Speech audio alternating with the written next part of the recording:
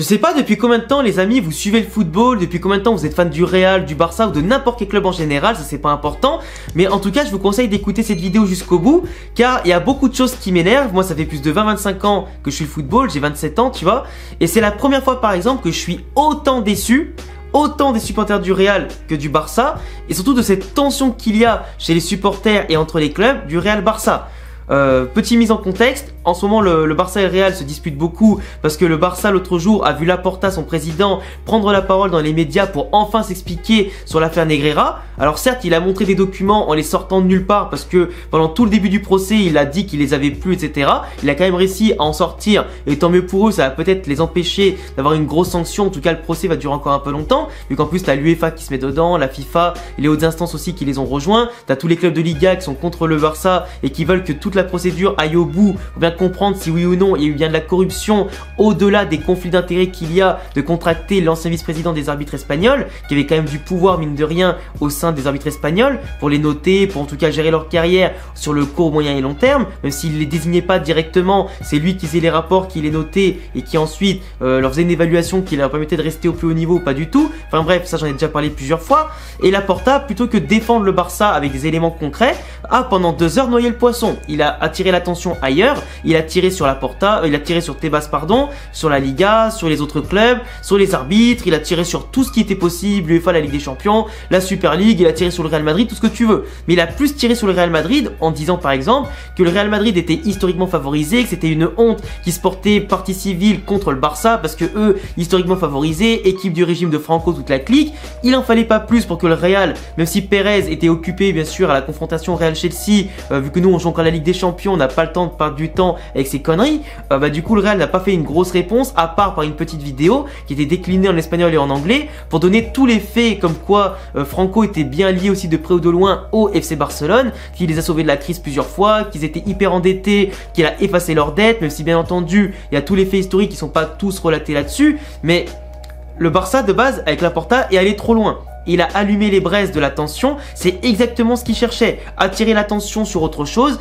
que sur l'affaire Negreira et le Barça, qui a déjà sa réputation écornée, tout comme à cause d'eux, la réputation de la Liga est écornée. Sauf qu'aujourd'hui, sur les réseaux sociaux, j'ai découvert sur Twitter et sur mes dernières vidéos par exemple qui parlaient de ce sujet-là, des experts, Bac+5, Bac+8, des doctorants, tout ce que tu veux, en histoire, en politique, en démographie, en géopolitique, en social, tout ce que tu veux. J'ai découvert des experts en tout, des mecs qui sont même pas espagnols, qui ont jamais lu l'histoire de l'Espagne intégralement, qui l'ont jamais connue, qui vont t'expliquer c'est quoi l'histoire et l'influence de Franco sur le Real, le Barça et l'Espagne en général.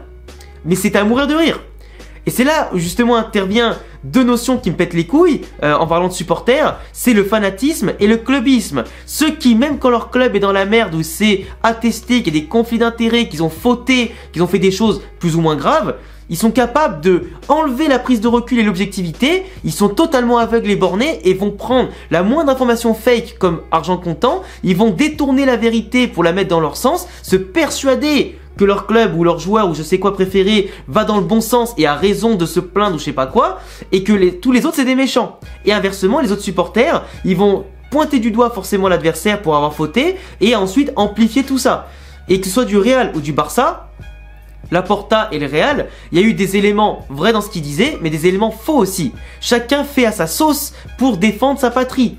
Et c'est ça le problème, c'est qu'aujourd'hui on en arrive à un point où on va bafouer l'histoire qui ne changera jamais, parce que l'histoire c'est l'histoire, les événements passés dans un camp comme pour l'autre, elle est immuable, et c'est aussi pour ça qu'on doit aussi prendre le recul sur l'histoire pour bien sûr retenir les leçons du passé et pas les reproduire aujourd'hui, et globalement, autant l'histoire a été bafouée que maintenant le sport est devenu quelque chose de politique. Le sport a toujours été un peu politique, mais là dans le côté Barça-Real, c'est beaucoup trop. Sauf qu'aujourd'hui, les supporters qui ne sont fans que du sport, et je le rappelle, des joueurs, des terrains, des compétitions et tout ça, se mettent maintenant à kiffer par les politiques, sociales et toute la clique, pour les choses qui les concernent pas. Je vous rappelle que les clubs, au passage, ils en ont rien à foutre de vous. Ils en ont rien à foutre. Vous êtes juste, voilà, des petits compteurs, des petits supporters qui les soutiennent, c'est tout. Eux, quand ils perdent un match, ils s'en foutent par exemple. Eux, la veille, le soir même, ils dorment bien. Et après, ils reprennent l'entraînement avec le sourire, etc. Ils sont payés des millions. La pression qu'ils aient des titres ou pas, ils s'en foutent. Alors que nous, on est capable de se rendre malade pendant des jours, des semaines, quand notre club, il se fait sortir d'une compétition.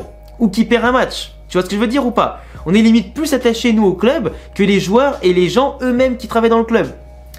Et du coup, les supporters aujourd'hui, sur les réseaux, insultent tout le monde pour tout et n'importe quoi.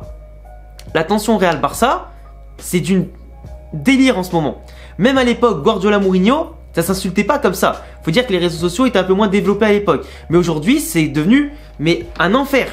Un enfer. Et je suis aussi peu fier des supporters du Real que du Barça.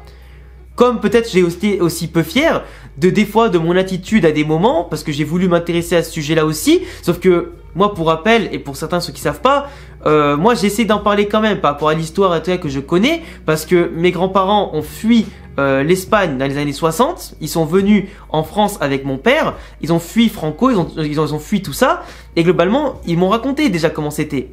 J'ai eu des éléments de comment c'était, mais c'était grave autant pour les Andalous que pour les Madrilènes, que pour les Catalans. Ce que disait par exemple Laporta sur le Real Madrid, club de l'ancien régime, c'est entièrement faux. Parce que oui, les Catalans ont été persécutés, oui, le Barça a pu être utilisé comme instrument politique de la part de Franco pour faire en sorte de faussement rassembler l'Espagne, à un moment donné sous sa dictature bien entendu. Après le mouvement indépendantiste des Catalans, forcément c'est tout ce que détestait Franco parce que lui voulait que tout soit lié à lui et lui seul. Le Real était pas épargné du tout parce que, pour ceux qui savent pas, sous le régime de Franco, 80% de l'effectif du Real a été soit emprisonné, soit exilé, soit tué. Le Real Madrid a mis plus de 20 ans à s'en remettre. Sous Santiago Bernabéu, qui de base a bien dit que tous ceux qui disent selon lui que le Real Madrid est le club du régime de Franco, il avait envie de leur chier sur leur père. Il a dit ça mot pour mot, avant de mourir, dans les années 70-80. Mais il a raison, parce que Santiago Bernabéu, il était contre Franco. Il a dû se mettre entre guillemets à genoux devant Franco parce qu'il menaçait de le tuer, comme Franco avait déjà exécuté des personnes des hautes instances de certains clubs ou certains partis politiques. Mais Santiago Bernabéu, il a tout fait pour résister. Il a mis 20 ans à reconstruire le club avec tout ça. Après, avec l'arrivée de Di Stefano, ça allait beaucoup mieux, à partir des années 50, mais ça a été très compliqué. Et en plus, pendant l'époque de Franco, le Barça, du moins pendant les 20 premières années, a gagné beaucoup plus de trophées que le Real. Donc dire que le Real était le club du régiment ou du régime politique de Franco, c'était faux. Tout comme le Real a un peu exagéré par exemple en disant que Franco avait été socio d'honneur à Barcelone à bout d'un moment. Il avait eu une médaille mais c'était pas ça, c'était pas socio d'honneur. Du coup de part et d'autre ça tire à boulet rouge, ça dit des choses vraies comme des choses fausses et c'est pas bon. Ça entraîne les supporters à croire tout et n'importe quoi, à inventer des choses et déformer la réalité et pourrir la mémoire de ceux qui ont subi énormément, qui sont donc les Espagnols. Là, je vois beaucoup de Français, d'Européens, de gens dans le monde qui s'inventent, que vous soyez Européen, Africain, Américain, je m'en fous. Vous réécrivez l'histoire à votre façon et c'est une insulte ce que vous faites à l'histoire espagnole, qui a été très très dure à cette période-là. Les Espagnols qui ont tous souffert, tous, pas un plus que l'autre. Après c'est pareil, au-delà de cet aspect-là, t'as Laporta par exemple qui va dire que pendant 70 ans, t'as eu 10 ex-socios, joueurs ou 10 ex-entraîneurs, je sais pas quoi, qui ont présidé le comité des arbitres. Peut-être, mais apparemment, de ce que j'ai lu en tout cas, et de ce que j'ai recherché moi-même, la Liga a été inventée dans les années 1920, un truc comme ça, je crois 1929, un truc comme ça, mais la moitié de tout ce que Laporta a dit, ils étaient en poste avant, du coup avant que les trophées vraiment rentrent en ligne de mire. Et le gros des trophées, quand ils ont commencé à apparaître, à avoir un club de foot ou du moins un championnat de football officialisé, tout ça, bah c'était très partagé. Et c'était encore une fois le Barça qui avait l'avantage à ce moment-là. Donc tu vois, tu peux pas parler de tout ça. Ça sert à quoi de donner des informations qui vont jeter de l'huile sur le feu inutilement? Parce que on sait très bien que 80% des supporters n'iront jamais chercher l'information. Parce que, sans être méchant, 80% des supporters selon moi sont des footix qui connaissent pas l'histoire de leur club, qui connaissent pas les choses, qui vont croire bec et ongle tout ce que leur président, joueur préféré, entraîneur préféré va dire, mais ne vont pas réfléchir par eux-mêmes. Et ça entraîne des tensions, des insultes, ça va trop loin, et là on bride totalement l'esprit sportif.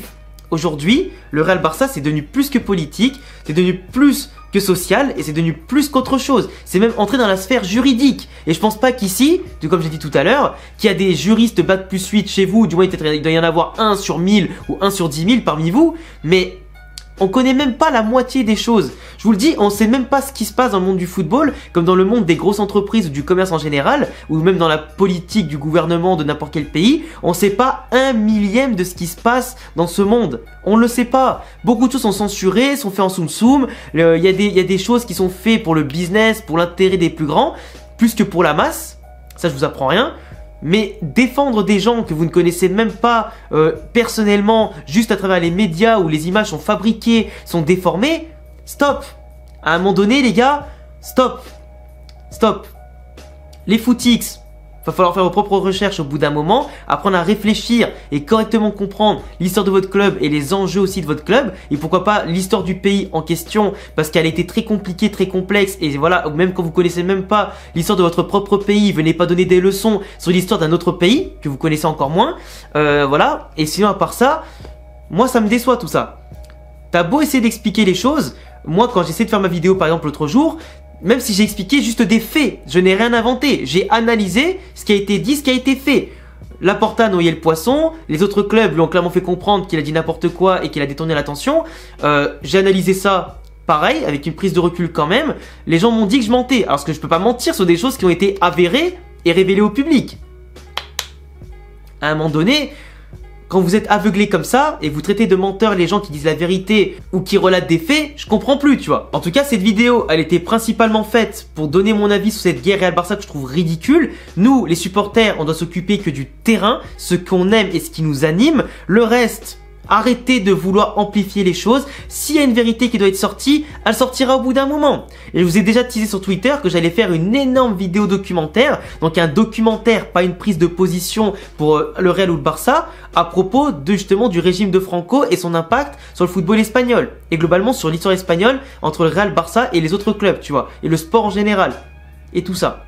Donc comme ça, vous aurez bientôt une vidéo documentaire assez longue et complète qui passera en revue toutes les sources les plus claires en Espagne parce que en France, c'est trop flou, mais vous verrez au moins la vérité au bout d'un moment.